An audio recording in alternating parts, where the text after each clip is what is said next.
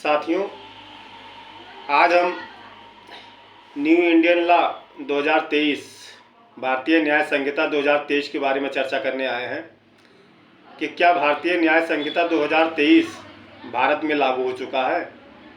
तो साथियों, आपकी जानकारी के लिए बता दूं कि जब भी कोई कानून बनता है, लोकसभा से पारित होता है, उसके बाद राज्यसभा से पारित होता है, उसके बाद वह जो है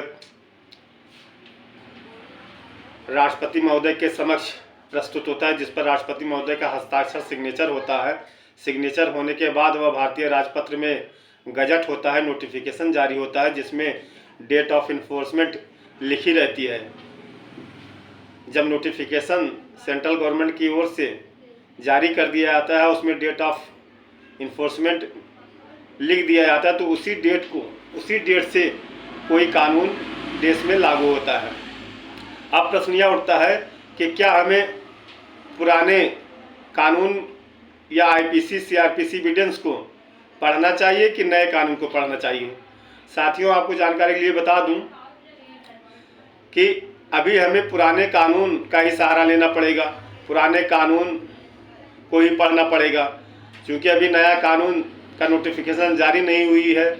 इसलिए हमें पुराने कानून का ही सहारा लेना पड़ेगा। पुराना कानून वो पूर्ण रूप से जैसा था एज इट इज वैसा चलता रहेगा। अब प्रश्न ये उठता है साथियों कि क्या जो एग्ज़ाम होने वाले होते हैं देश में, जैसे एपीओ, पीसीएसजे या एसजेएस का, तो क्या या इस एग्ज़ाम में हमें पुराना कानून आईपीसी सीआरपीसी एविडेंस पढ़ना चाहिए या नया कानून भारतीय न्याय संहिता 2023 पढ़ना चाहिए।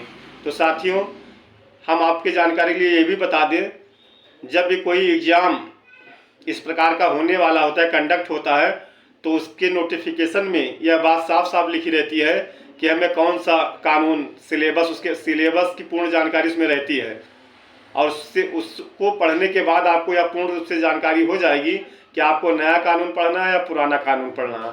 ओवरऑल आपकी जानकारी के लिए बता दूं कि अभी हमें पुराने कानून को ही पढ़ना पड़ेगा, पुराने कानून का ही सहारा लेना पड़ेगा। अभी हमें पुराने किताबों को फेंक नहीं देना है, पुराने किताबों को नज़रअंदाज नहीं करनी है। साथियों, अब एक प्रश्न और उठता है कि जो पुराने एफआईआर हैं या जो न्यायालय में जो केसेस पेंडिंग हैं उस पर कौन सा कानून लागू होगा। तो साथियों, ये भी मैं आपको बता दूं कि अभी भी पुराना कानून, जैसा कि हमने आपको पहले बता चुके हैं कि पुराना कानून अभी ना तो न्यायालय में और ना ही पुलिस के द्वारा उसको नए कानून को अडॉप्ट किया जाएगा। अभी पुराने कानून के हिसाब से जो एफआईआर हुई है, वो एफआईआर पर सेम एज इट इज पुराना कानून लागू रहेगा।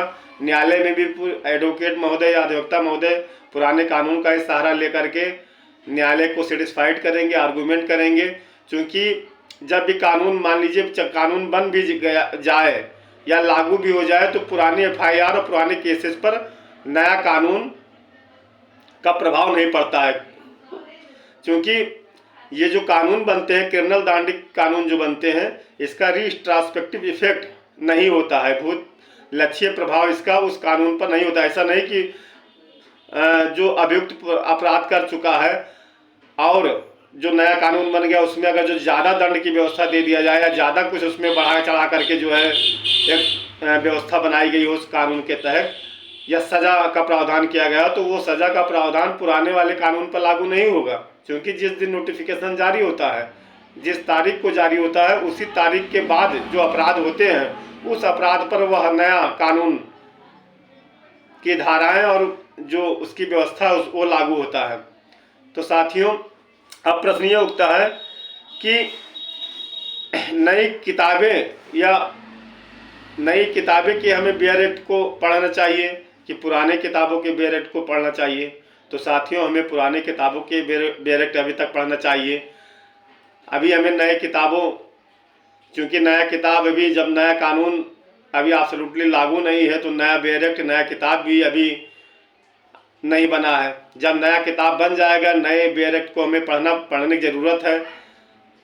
एग्ज़ाम के दृष्टि से यदि देखा जाए तो जब तक यूनिवर्सिटी सिलेबस को चेंज नहीं कर देता है।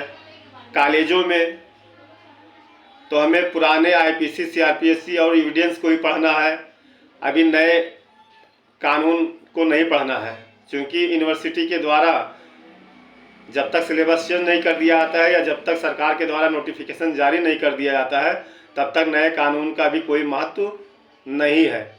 धन्यवाद साथियों, इतनी जानकारी आपके सामने शेयर करनी थी।